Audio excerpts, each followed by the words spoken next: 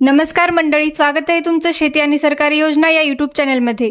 मित्रांनो, आजच्या या व्हिडिओमध्ये आपण संजय गांधी निराधार योजना, श्रावणबाळ योजना, विधवा महिला आणि दिव्यांग लाभार्थ्यांसाठी समोर आलेल्या एका महत्त्वाच्या अपडेटची माहिती जाणून घेणार आहोत। जर तुम्ही संजय गांधी निराधार योजनेचे लाभार्थी असाल, श्रावणबाळ योजनेचा लाभ घेत असाल, विधवा महिला असाल किंवा दिव्यांग सक्षमीकरण विभाग अथवा समाज कल्याण विभागाशी संबंधित लाभार्थी असाल तर हा व्हिडिओ शेवटपर्यंत नक्की पहा।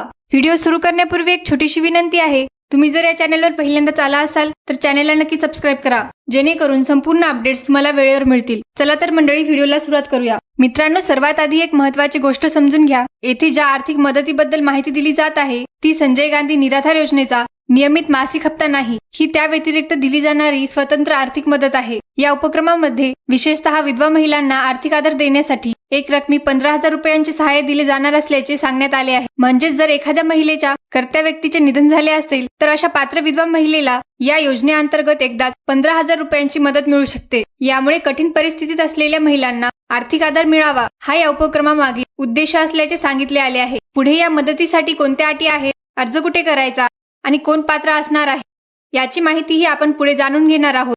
मित्रांनो, आता या आर्थिक सहाय्यासाठी ठेवण्यात आलेल्या अटी समजून घेऊया। या योजनेचा लाभ प्रत्येक विधवा महिलेला मिळणार नाही, यासाठी काही पात्र निश्चित करण्यात आली आहेत। सर्वात महत्त्वाची अट म्हणजे ज्या व्यक्तीचे निधन झाले आहे त्या व्यक्तीचे वय 18 ते 65 वर्षाच्या दरम्यान असणे आवश्यक आहे। तसेच मृत्यू झाल्यानंतर 2 वर्षाच्या आत अर्ज करणे बंधनकारक आहे। त्यामुळे पात्र महिला असाल तर वेळ न दवडता अर्ज करणे गरजेचे ठरणार आहे। आता दिव्यांग बांधवांसाठी माहिती पाहूया। या उपक्रमामध्ये दिव्यांगत्वाच्या टक्केवारीनुसार आर्थिक सहाय्याची रक्कम वेगवेगळी ठेवण्यात आली आहे। म्हणजे ज्या व्यक्तीचे दिव्यांग प्रमाणपत्र 40 ते 60% आहे अशा पात्र लाभार्थ्यांना 30,000 रुपयांपर्यंत आर्थिक सहाय्य दिले जाणार असल्याचे सांगितले आले आहे। त्यामुळे संबंधित लाभार्थ्यांनी या संधीची माहिती जाणून घेणे महत्त्वाचे आहे। मित्रांनो, दिव्यांग लाभार्थ्यांसाठी आर्थिक सहाय्याची रक्कम दिव्यांगत्वाच्या टक्केवारीनुसार वाढत जाते। जर दिव्यांगत्व 60 ते 80% दरम्यान असेल तर अशा पात्र लाभार्थ्यांना 36,000 रुपयांचे आर्थिक सहाय्य दिले जाणार असल्याचे सांगण्यात आले आहे। तर त्या व्यक्तीचे दिव्यांगत्व 81 ते 100% आहे अशा पूर्ण दिव्यांग लाभार्थ्यांना वार्षिक 42,000 रुपयापर्यंत आर्थिक सहाय्य मिळू शकते। त्यामुळे दिव्यांगत्वाच्या प्रमाणानुसार मदतीची रक्कम वेगवेगळी निश्चित करण्यात आली आहे। याशिवाय थॅलेसेमिया आणि कुष्ठरोगग्रस्त व्यक्तींसाठीही स्वतंत्र आर्थिक सहाय्याची तरतूद करण्यात आली असून अशा पात्र लाभार्थ्यांना वर्षाला 24,000 रुपयांची मदत दिली जाणार असल्याचे सांगण्यात आले आहे। आता प्रश्न असा आहे की या आर्थिक सहाय्याचा लाभ घ्यायचा असेल तर पुढे काय करायचे? त्यासाठी इच्छुकांनी पात्र लाभार्थ्यांना निश्चित कालावधीत अर्ज करणे आवश्यक आहे। आता हा अर्ज कुठे करायचा आणि त्याची अंतिम तारीख काय आहे ते पाहूया। मित्रांनो, आता सर्वात महत्त्वाची माहिती म्हणजे अर्ज प्रक्रिया।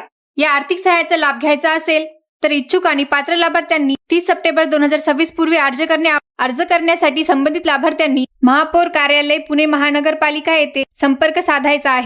मात्र येथे एक गोष्ट लक्षात घ्या, हा उपक्रम फक्त पुणे महानगरपालिकेच्या कार्यक्षेत्रातील पात्र लाभार्थ्यांसाठी असल्याचे सांगण्यात आले आहे। त्यामुळे पुणे मनपा हद्दीत राहणाऱ्या पात्र नागरिकांनी या संधीचा लाभ घेऊ शकतात। यासोबतच आणखी एक महत्त्वाची माहिती समोर आली आहे। जून महिन्यातील नियमित अनुदान वितरणाची प्रक्रियाही लवकरच सुरू होणार असल्याचे सांगण्यात आले आहे। त्यामुळे संबंधित लाभार्थ्यांनी पुढील अधिकृत अपडेटकडे लक्ष ठेवणे गरजेचे आहे।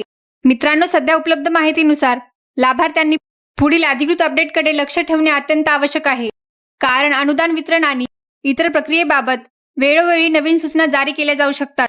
जर ही माहिती तुम्हाला उपयुक्त वाटली असेल तर व्हिडिओला एक लाईक नक्की करा आणि जास्तीत जास्त गरजू लोकांपर्यंत शेअर करा, जेणेकरून त्यांनाही या महत्त्वाच्या अपडेटची माहिती मिळेल। तसेच शेती आणि सरकारी योजना या आपल्या यूट्यूब चॅनलला सबस्क्राईब करून बेल आयकॉन दाबायला विसरू नका, कारण आम्ही दररोज सरकारी योजना, अनुदान, शेती, सरकारी योजना आणि महत्त्वाच्या अपडेट्स सर्वात आधी तुमच्यापर्यंत पोहोचवत असतो। आणि जर तुम्हाला अशा सर्व अपडेट रोज मोबाईलवर हव्या असतील तर आमच्या व्हॉट्सअप ग्रुपमध्ये नक्की सहभागी व्हा।